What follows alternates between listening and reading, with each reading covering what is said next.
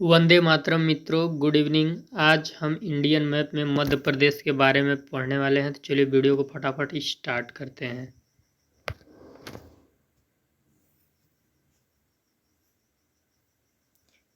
दोस्तों, मध्य प्रदेश भारत का एक राज्य है। भारत का एक राज्य है मध्य प्रदेश। मध्य प्रदेश भारत का एक राज्य है। इसकी राजधानी भोपाल है। मध्य प्रदेश 1 नवंबर 2000 तक क्षेत्रफल के आधार पर भारत का सबसे बड़ा राज्य था। इस दिन मध्य प्रदेश राज्य से 16 जिले अलग कर छत्तीसगढ़ राज्य की स्थापना हुई थी। मध्य प्रदेश की सीमाएं 5 राज्यों की सीमाओं से मिलती हैं। इसके उत्तर में उत्तर प्रदेश, पूर्व में छत्तीसगढ़, दक्षिण में महाराष्ट्र, पश्चिम में गुजरात, उत्तर पश्चिम में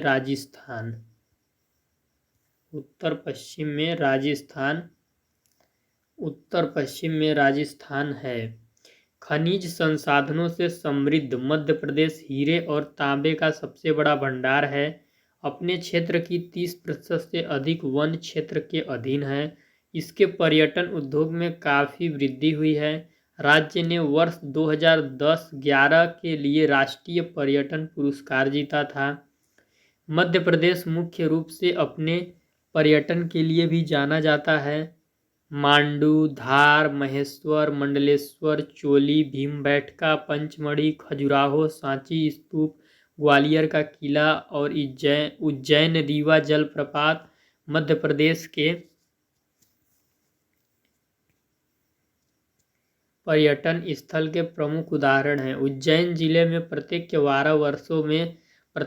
12 वर्षों में कुंभ मेले का पुण्य पर्व विश्व स्तर पर प्रसिद्ध है। उज्जैन जिले में प्रत्येक 12 वर्षों में कुंभ मेले का पुण्य पर्व विश्व स्तर पर प्रसिद्ध है।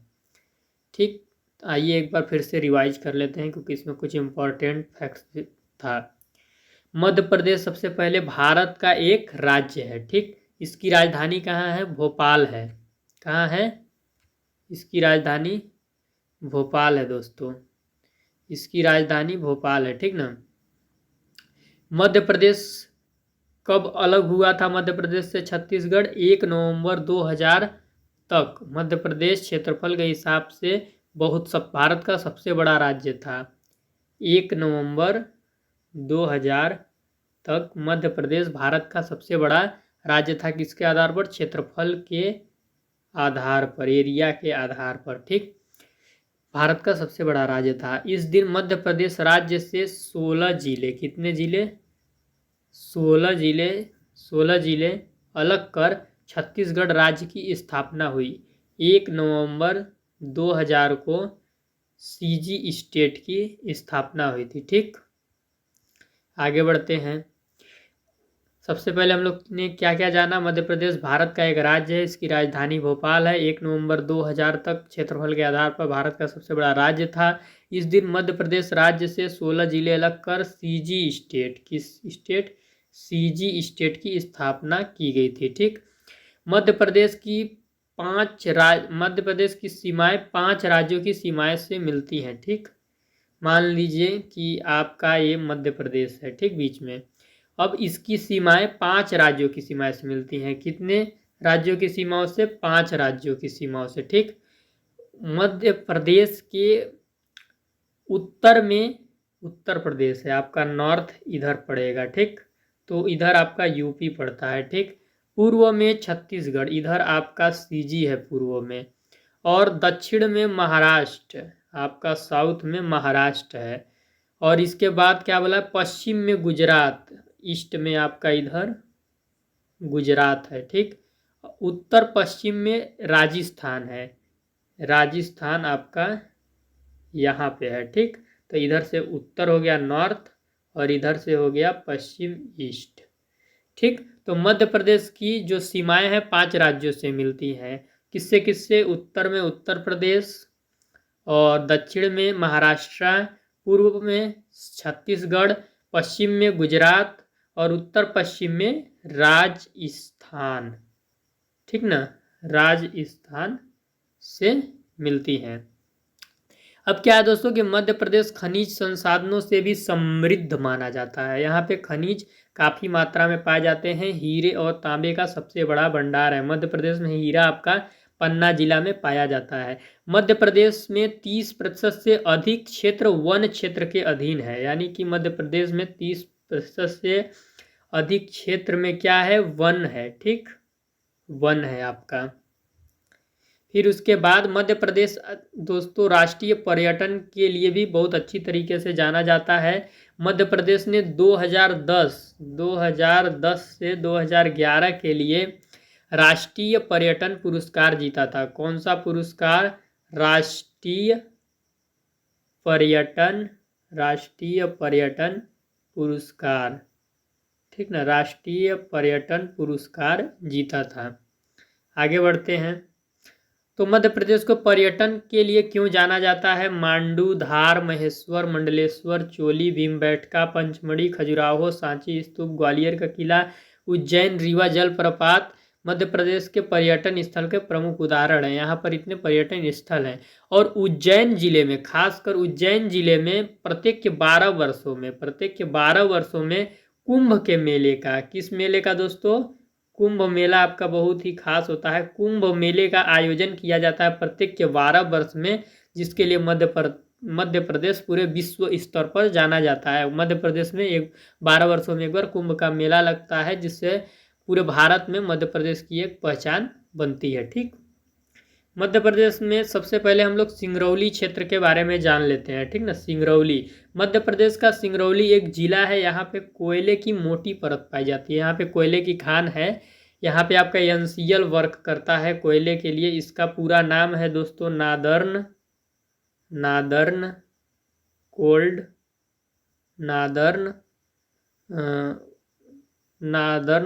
है।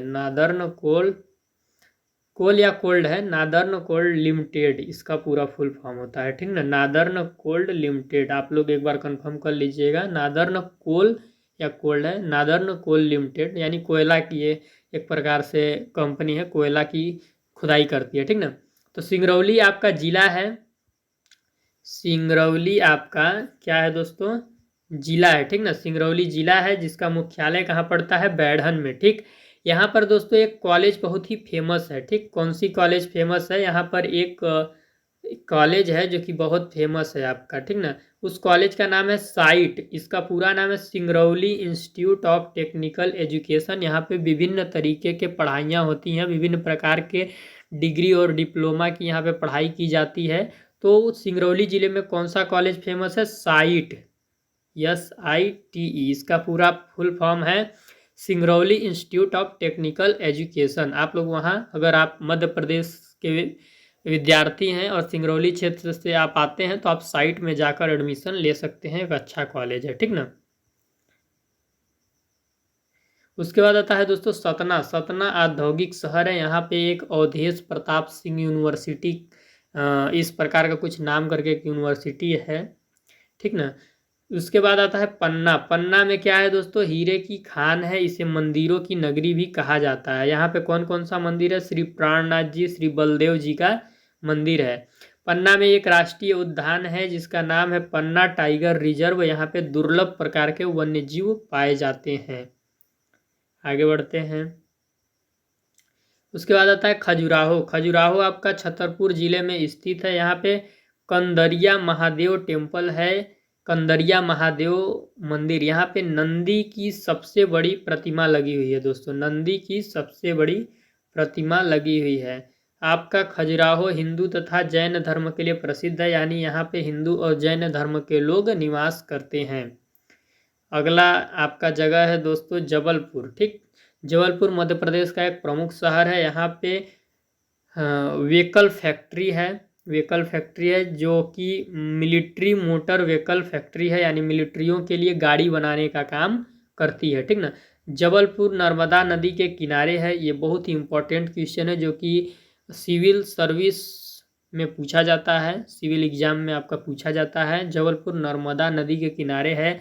हाई कोर्ट यहीं पे है। MP का हाई कोर्ट यदि पूछा जाएगा, MP का हाई कोर्ट कहाँ है, तो जबलपुर में ही है। ठीक, यहाँ पे दोस्तों धुआंधार जलप्रपात है। कौन सा जलप्रपात है? धुआंधार जलप्रपात। भेड़ाघाट का प्रमुख दर्शनीय स्थान है आपका धुआंधार जलप्रपात, भेड़ाघाट का प्रमुख दर्शनीय स्थान है। यह नर्मदा की धारा 50 फुट ऊपर से गिरती है। ये जो जलप्रपात है इसमें नर्मदा की धारा 50 फुट ऊपर से गिरती है। कितनी फुट? 50 फुट। धुआंधार जलप्रपात में, जिसका जल, धुआंधार जलप्रपात का जल सफ़ेद धुएं के समान उड़ने लगता है। जब ये जल इस प्रकार से गिरता है तो ये कैसा दिखता है? वाइट वाइट दिखता है, ठीक ना, सफ़ेद धुएं के समान उड़ने लगता है। इसी कारण इसे धुआंधार जलप्रपात कहते हैं। धुएं के समान उड़ने लगता है जब वो आता है। पानी आप जानते हैं कि अगर उसकी ढाल बहने की तेज हो तो वो एक झाग टाइप का बनने लगता है, तो सफ़ेद दिखता है और धुएं टाइप का भी दिखने लगता है। तो इस कारण इसे धुआंधार जलप्रपात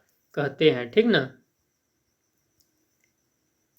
उसके बाद आपका दोस्तों है अमरकंटक। अमरकंटक एक पर्यटक क्षेत्र है। यहाँ से नर्मदा नदी, महानदी, सोन नदी निकलती है। कितनी नदियाँ निकलती हैं अमरकंटक से? 3 नदियाँ, नर्मदा नदी, महानदी, सोन नदी, ठीक।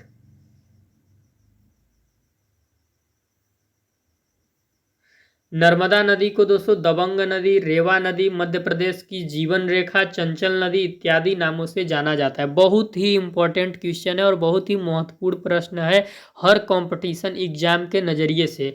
नर्मदा नदी को कितने नाम से जाना जाता है? दबंग नदी, रेवा नदी, मध्य प्रदेश की जीवन रेखा, चंचल नदी इत्यादि नामों से जाना जाता है।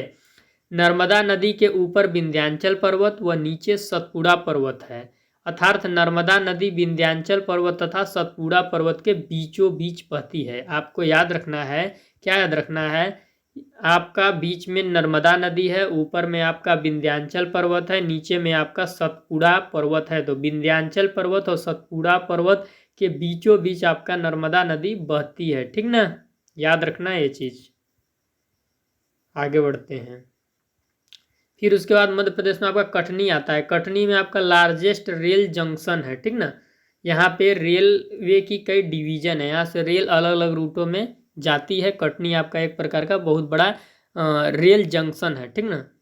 आगे आते हैं, ग्वालियर है आपका आगे, ठीक ना। ग्वालियर भी आपका मध्य प्रदेश का एक बहुत ही प्रमुख जगह है।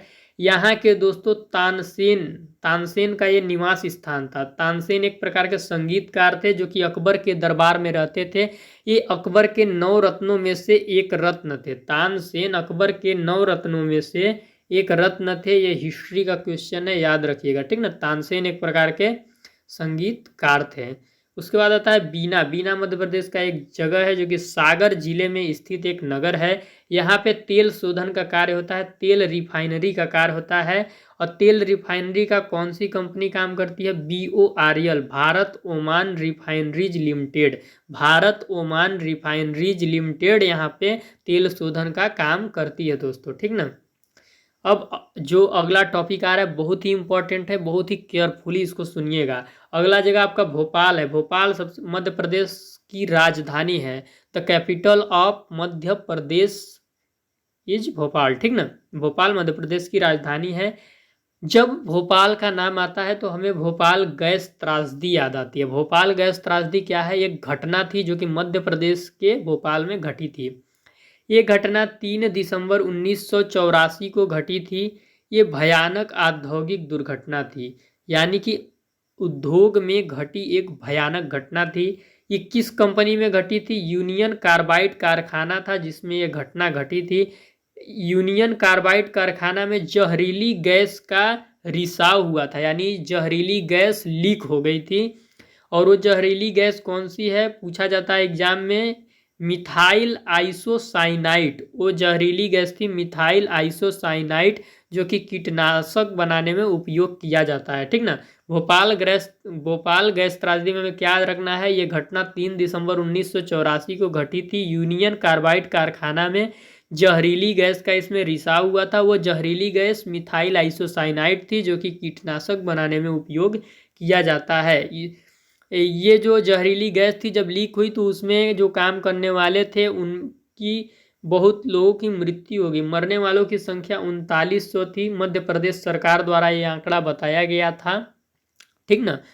और जो यूनियन कार्बाइड कारखाना था उसके सीईओ कौन थे? अमेरिकी कारोबार वारेन एंडरसन, ठीक ना, वारेन एंडरसन थे। ये केस सुप्रीम कोर्ट में चल रहा था। क्या रिजल्ट आया ये आप लोग चेक कर लीजिएगा। बाकी इसमें सजा इनको नहीं हुई थी क्योंकि सजा होने से पहले ही इनकी मृत्यु हो गई थी, ठीक ना। अगला जगह है आपका रायसेन। अगला जगह है रायसेन। रायसेन में भीमबेटका एक जगह है, भीमबेटका। भारत की पहली चित्रकारी यहीं पे मिली थी। आदि मानव द्वारा वो चित्रकारी बनाए गए थे, वो चित्र आदि मानव के द्वारा बनाए गए थे, ठीक ना। आगे बढ़ते हैं। उसके बाद आता है मध्य प्रदेश का विदिशा जगह। पुष्यमित्र शुंग ने भारत की राजधानी विदिशा को ही बनाया था, ये याद रखना है। यहाँ पे एक हेलियोडोरस नाम के व्यक्ति थे जो कि दूसरे देश के थे। इन्होंने यहाँ पर हिंदू धर्म की शिक्षा ली थी, ठीक ना, जिसे भागवत धर्म बाद में कहा गया। इन्होंने एक गरुड़ ध्वज स्तंभ बनवाया था जिसको खाम बाबा भी कहते हैं। हेलियोडोरस ने विदिशा में गरुड़ ध्वज स्तंभ बनवाया था जो कि बियस नदी के ऊपरी तट पे था। किस नदी के तट पे? बियस नदी के ऊपरी तट पे। तो गरुड़ ध्वज स्तंभ विदिशा में ही आपका पाया जाता है, ठीक ना। आगे बढ़ते हैं। बहुत ही इंटरेस्टिंग शहर है उज्जैन। मध्य प्रदेश में उज्जैन आप लोग भली भांति जानते होंगे क्योंकि यहीं पर आपका 12 वर्ष में एक बार कुंभ का मेला आयोजित किया जाता है जो कि विश्व भर में प्रसिद्ध है। उज्जैन को महाकाल की नगरी भी कहा जाता है। यहाँ पे क्षिप्रा नदी पाई जाती है। कुंभ का मेला इसी नदी के किनारे लगता है। मुंडला गांव के पास ककड़ी बड़ली नामक स्थान से क्षिप्रा नदी निकलती है। क्षिप्रा नदी कहाँ से निकलती है? मुंडला गांव ककड़ी बड़ली नामक स्थान से निकलती है। उज्जैन का अन्य नाम है पृथ्वी का नाभि स्थल। उज्जैन को पृथ्वी का नाभि स्थल भी कहते हैं। क्षिप्रा नदी रुकी हुई प्रतीत होती है क्योंकि ढाल कम है। जब कोई भी नदी बहेगी नहीं तो वो रुकी हुई ही प्रतीत होगी, ठीक ना। उज्जैन को धार्मिक नगरी भी कहा जाता है। आगे बढ़ते हैं। भूगोल देखिए बहुत ही अच्छा सब्जेक्ट है, इसके साथ हमारा हिस्ट्री पॉलिटिकल सब थोड़ा बहुत मिक्स हो जाता है। उसके बाद आता है मध्य प्रदेश का इंदौर शहर। मध्य प्रदेश का सबसे बड़ा शहर है इंदौर। स्वच्छता में सबसे आगे है इंदौर, ठीक ना, स्वच्छता बहुत यहाँ पे पाई जाती है। उसी के पास में बाघ गुफा पाया जाता है जिसको बौद्ध गुफा भी कहते हैं जो कि आपका मध्य प्रदेश में है। ये इंदौर और वडोदरा के बीच में बाघनी नदी के किनारे स्थित है। बौद्ध गुफा किस नदी के किनारे स्थित है यदि आपसे पूछा जाएगा तो आप क्या बोलेंगे? बाघनी नदी के किनारे स्थित है, ठीक। मऊ कैंट एक आता है आपका मध्य प्रदेश में। मऊ कैंट है, यहाँ पे आर्मी का हेडक्वार्टर है। यहाँ पे आर्मी का हेडक्वार्टर है। यहाँ पे सेना को आर्टिलरी ट्रेनिंग दी जाती है, ठीक ना। उसके बाद होशंगाबाद आता है। होशंगाबाद में नोट का कागज बनता है, ठीक ना, जो पैसे हम इस्तेमाल करते हैं उसका कागज होशंगाबाद में ही बनता है, ठीक। बहुत ही इंपॉर्टेंट क्वेश्चन है सांची स्तूप, जो कि पूछा जाता है हर कंपटीशन एग्जाम में, आपको ध्यान रखना है। सांची भारत के मध्य प्रदेश राज्य के रायसेन जिले, कहाँ पे? रायसेन जिले में सांची नगर के पास एक पहाड़ी पर स्थित एक छोटा सा गांव है। यह बेतवा नदी के किनारे भोपाल से 46 किमी दूर तथा बेस नगर और विदिशा से 10 किमी की दूरी पर स्थित है। यह दुनिया का सबसे बड़ा स्तूप है। सांची स्तूप के बारे में हमें क्या क्या चीज़ें याद रखनी है दोस्तों? ये बौद्ध धर्म का बौद्ध धर्म से जुड़ा एक स्मारक है और ये दुनिया का सबसे बड़ा स्तूप है, ये याद रखना है। और सांची भारत के मध्य प्रदेश के रायसेन जिले में सांची नगर के पास एक पहाड़ी पर स्थित एक छोटा सा गांव है, ठीक ना। यह बेतवा नदी के किनारे पाया जाता है। भोपाल से सांची स्तूप 46 किलोमीटर है और विदिशा से 10 किलोमीटर, ठीक ना, याद रखना है। उसके बाद है दोस्तों नेपा नगर। नेपा नगर में अखबार का कागज बनता है। होशंगाबाद में नोट का कागज बनता था, नेपा नगर में अखबार का कागज बनता है, ठीक। बुरहानपुर इसके बाद आता है। बुरहानपुर में दोस्तों टेक्सटाइल इंडस्ट्रीज हैं, यानी कपड़े के उद्योग हैं। यहाँ पे हब पावर लूम इंडस्ट्री है, ठीक ना। और बुरहानपुर दर्रा भी बुरहानपुर में पाया जाता है। बुरहानपुर दर्रा की क्या खासियत है? उत्तर भारत को दक्षिण भारत से जोड़ने वाला दर्रा है, ठीक ना। नॉर्थ इंडिया को साउथ इंडिया से जोड़ने वाला दर्रा यदि आपसे पूछा जाए तो किसको बताएंगे? बुरहानपुर दर्रा को। उसके बाद मध्य प्रदेश का एक क्षेत्र आता है देवास। देवास में देवास को द स्वाय कैपिटल ऑफ इंडिया कहा जाता है। यहाँ पे नोट छापा जाता है। होशंगाबाद में नोट का कागज बनता था और देवास में उसी नोट को छापा जाता है उसी कागज पे, ठीक ना। उसके बाद आता है मंदसौर में बताया जाता है कि मंदोदरी का निवास स्थान था। ये कंफर्म जानकारी, इसका पुष्टि मैं नहीं करता हूँ, ये बताया जाता था, ठीक ना। अब थोड़ा जो मध्य प्रदेश के पर्वत और नदियां हैं उनका थोड़ा सा रिलेशन जान लेते हैं, ठीक ना। सबसे पहले आपका विंध्याचल का पर्वत पड़ता है। विंध्याचल का पर्वत के ऊपर आपका मालवा का पठार है, ठीक है। मेरे जो भी नोट्स हैं अगर इसमें ये चिन्ह है तो ये ऊपर का प्रतीक है, ठीक ना। और यदि मेरे नोट्स में आपको ऐसा चिन्ह मिलेगा तो वो नीचे का प्रतीक है, ठीक ना। तो आप सिंबल को ध्यान रखिएगा। सबसे पहले विंध्याचल का पर्वत है, उसके ऊपर मालवा का पठार है। विंध्याचल पर्वत से सट के नर्मदा नदी बहती है। नर्मदा नदी के नीचे सतपुड़ा पर्वत है। सतपुड़ा पर्वत के नीचे ताप्ती नदी है। ताप्ती नदी के नीचे अजंता पर्वत है और अजंता पर्वत के नीचे गोदावरी नदी पाई जाती है। मध्य प्रदेश के पूर्व में अंतिम स्थान पर मैकाल पर्वत श्रेणी पाई जाती है। मैकाल पर्वत श्रेणी की ऊंची चोटी अमरकंटक को बोला जाता है, ठीक ना। पर्वत और नदियां से रिलेटेड एक डायग्राम है जिसको हम अच्छे से समझ लेते हैं, ठीक। अच्छे से इस डायग्राम को समझ लेते हैं, ठीक। ये मध्य प्रदेश का आपका मैप है, ठीक ना। ये मध्य प्रदेश का आपका मैप है, ठीक। सबसे पहले यहाँ पे बीच में क्या है, विंध्याचल पर्वत है, ठीक। विंध्याचल पर्वत से ही आपका नर्मदा नदी यहाँ से निकली है, ठीक ना। नर्मदा नदी यहाँ से निकली है और नर्मदा नदी के नीचे देखिए ये आपका सतपुड़ा पर्वत है, ठीक ना। सतपुड़ा पर्वत है, यहाँ से आपका ताप्ती नदी निकल गई है। विंध्याचल से नर्मदा और सतपुड़ा से ताप्ती, ठीक ना। इसके नीचे आपका अजंता पर्वत है जो कि महाराष्ट्र में पाया जाता है। अजंता पर्वत से नीचे आपका गोदावरी नदी है, ठीक ना। विंध्याचल पर्वत के नीचे नर्मदा नदी, सतपुड़ा पर्वत के नीचे आपका ताप्ती नदी, विंध्याचल पर्वत के नीचे नर्मदा नदी, सतपुड़ा पर्वत के नीचे ताप्ती नदी, अजंता पर्वत के नीचे गोदावरी नदी। विंध्याचल और सतपुड़ा मध्य प्रदेश में पाया जाता है, अजंता आपका महाराष्ट्र में पाया जाता है। अब देखिए मध्य प्रदेश के बॉर्डर के पास, ये बॉर्डर के पास जो पर्वत है वो आपका मैकाल पर्वत श्रेणी बोला जाता है जो कि छत्तीसगढ़ में पाया जाता है, ठीक ना। मध्य प्रदेश एकदम बॉर्डर पे है, अरे छत्तीसगढ़ के एकदम बॉर्डर पे है, ठीक ना। मैकाल पर्वत श्रेणी की एक ऊंची चोटी है, ठीक ना। ऊंची चोटी जिसका नाम क्या है, अमरकंटक। अमरकंटक एक ऊंची चोटी है जिसका नाम है अमरकंटक, ठीक ना। ये आपका फिजिकली मैप था मध्य प्रदेश का। कहाँ का, मध्य प्रदेश का। तो दोस्तों ये मध्य प्रदेश इंडियन मैप का वीडियो था। यदि आपको वीडियो नॉलेजेबल लगा हो, इन्फॉर्मेशन मिली हो, इस वीडियो से नॉलेज मिला हो, तो इस चैनल को आप लोग जरूर सब्सक्राइब कर लीजिए, ठीक ना। इस चैनल को सब्सक्राइब कर लीजिए। इंडियन ज्योग्राफी से रिलेटेड सारी वीडियो आपको इस पर देखने को मिलेंगी। और एक और इम्पॉर्टेंट चीज़ कि आपको वीडियो के डिस्क्रिप्शन में फेसबुक पेज कोर्सेस पॉइंट का लिंक मिल जाएगा। तो फेसबुक पेज को ज़रूर फॉलो कर लें क्योंकि आने वाली अगली वीडियो का मैं नोटिफिकेशन वहीं पर देता हूं। तो फेसबुक पेज को ज़रूर फॉलो कीजिए, ठीक ना। और यदि आप एमएड के रेगुलर विद्यार्थी हैं या बीए और एमए के विद्यार्थी हैं तो इस चैनल को जरूर सब्सक्राइब कर लें क्योंकि इस पे आगे जाके उन पे रेगुलर बेस पे वीडियो अपलोड होने वाली हैं, ठीक ना। आपके सिलेबस से रिलेटेड तो आपकी ऑनलाइन पढ़ाई हो जाएगी। एमएड के विद्यार्थी हैं तो एमएड पे बहुत ही जल्दी इस पे क्लास स्टार्ट होने वाली है। और चैनल को जरूर सब्सक्राइब कर लें और फेसबुक पेज को फॉलो करना न भूलें। वीडियो को देखने के लिए धन्यवाद दोस्तों। वंदे मातरम।